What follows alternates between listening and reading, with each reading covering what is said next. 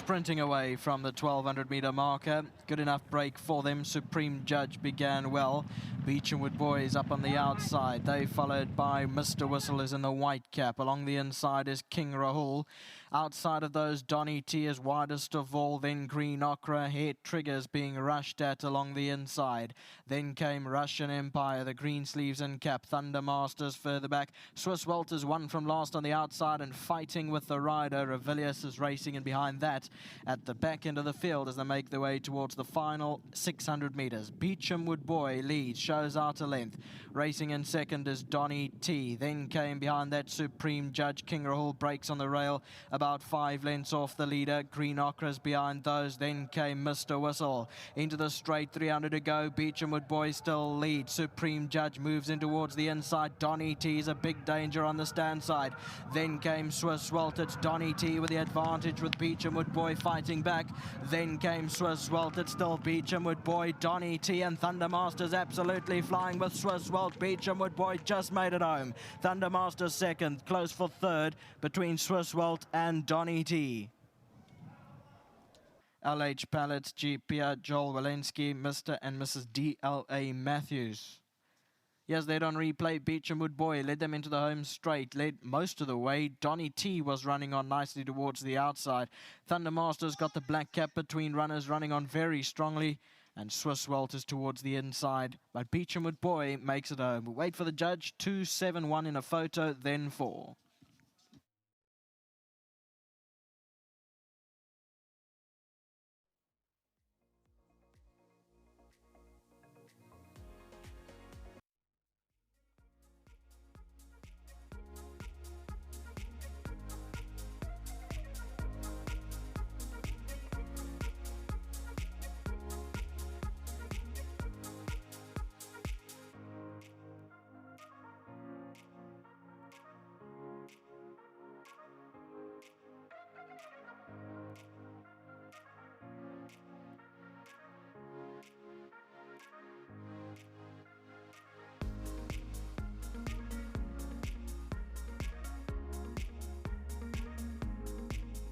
Alan Creff and Richard Free back in the winner's box, this time with Beechamwood Boy, who gets up to score for the first time in the Eastern Cape and the 8th time in total. So winner's box is not something that he is unfamiliar with. Got to say, very well done to his groom, Fred. Fred will be receiving 1,500 Rand from World Sports Betting for being the winning groom.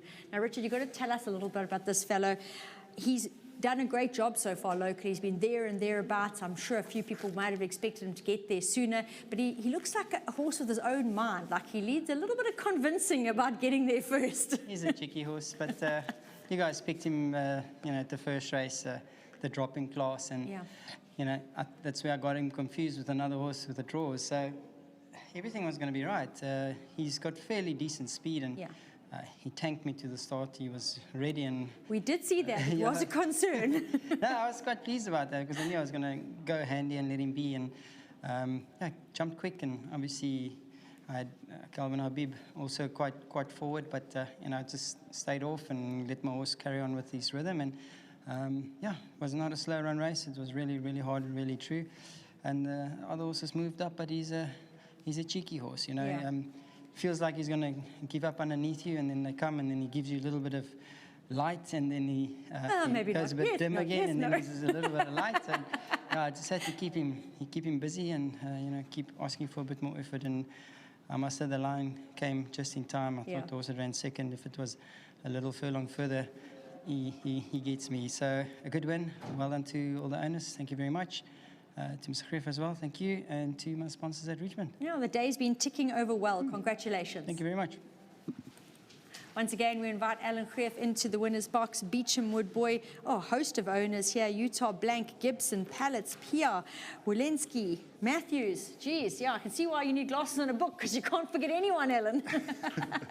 Firstly, very well done to Richard. Great ride. I thought he's a tricky horse. He's a wily old fox, and he's maybe should have won sooner than later, but for us here in the Eastern Cape. But he's eventually got up to do the job and won a nice race.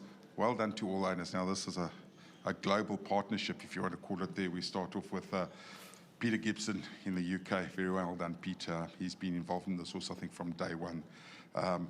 Les Pellets, Australia. Well done, Les. Drew and Matthews and his wife Kayla, they're in Vietnam, so very well done to them, and they all watched. Then, of course, there's Daryl in Hilton, Utah, Greg Blank, and Joel Walensky, Gary Pierre. They're all in the country, but these other guys spread far and wide, and guess what? They watched the race and all over the moon. So very well done, guys. If you get to see the interview, hope of some of you get to bed sooner than later, or maybe celebrate deep into the morning. And it's nice to get you eventually with this horse. And unfortunately, a guy like Drew was here for 6 weeks, had 2 winners, and wasn't here for either one of them anyway. So great win for them, and well done. Congratulations, well done, Alan. Got to say, I think it was the host of owners that were screaming for him that made sure that he kept his nose in front, because the challenges were coming thick and fast, but he's done enough. The nose is on the line, and as mentioned, he's now an 8-time winner.